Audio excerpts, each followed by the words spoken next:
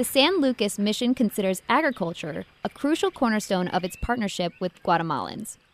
Half of all Guatemalans work in agriculture, but they produce only 13% of the country's gross domestic product. Even though agriculture makes up about the same percentage of the gross domestic product for Guatemala's neighbors, a much smaller percentage of the population works in agriculture in Honduras and El Salvador.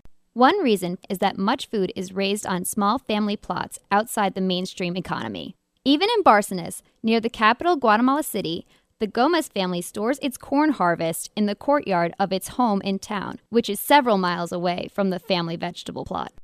Turkeys and chickens are also next to the house in the courtyard. The pastor of San Lucas Mission, Father Greg Schaefer, believes that the Mayan customs of farming and food must be respected. The struggle then is to make the doors open to the people, to feel free to tell us what we should be doing, that they might grow as dignified human beings.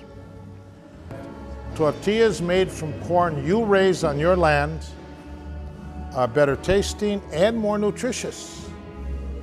And any Mayan woman will tell you, abunda más, you're going to get more tortillas per pound.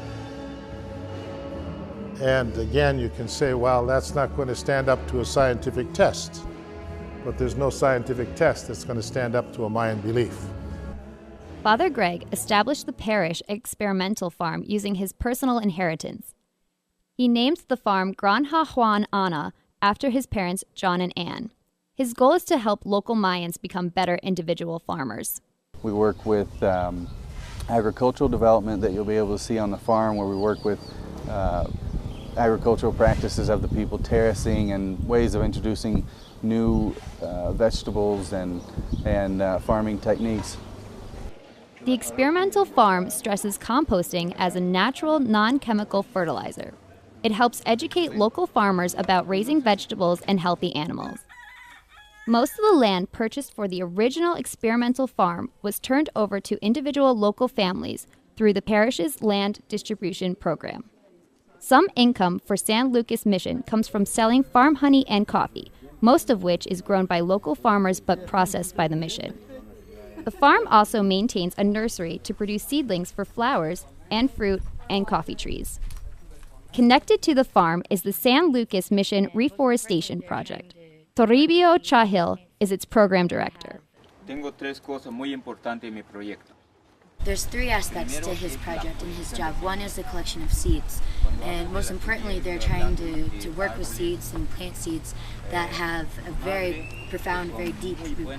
Now, the second part is the nursery, where they actually start growing the small seeds in little bags, where for 6 to 8 months they take care of them here as they're starting to grow. The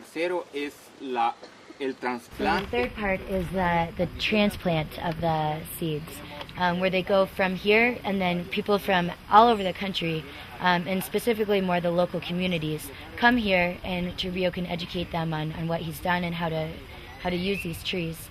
Only 10% of the seedlings are sold to help finance the operation. The rest are given away to communities. The word Guatemala means land of trees. For Mayans, the most important tree is the cypress tree, which represents life. They believe they must respect and cultivate the land, since it is the earth that gives life.